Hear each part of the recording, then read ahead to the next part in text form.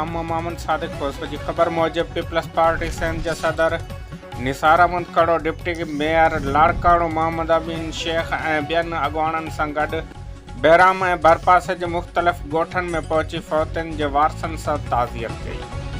कराची में क़त्ल थियल CSS जे शागिर्द आतिफ़ बिरोही जे वालिद फज़ल हुसैन बिरोही, फ़ौत थियल मोहम्मद असलम मगसी ऐं मोहम्मद हनीफ़ खोसो जे वारसनि सां ॾुख जो इज़हार कयो वियो।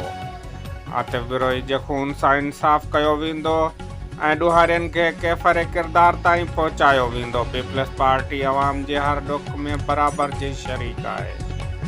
नाज़रीन, बहराम मां खे ख़बर ॾींदा हलूं त पीपल्स पार्टी जे सदर निसार अहमद कड़ो, डिप्टी मेयर लाड़काणो मोहम्मद अमीन शेख ऐं ॿियनि अॻुवाणनि सां गॾु बहराम ऐं भरपासे जे मुख़्तलिफ़ ॻोठनि में पहुची फ़ौतियुनि जे वारसनि सां ताज़ियत कई।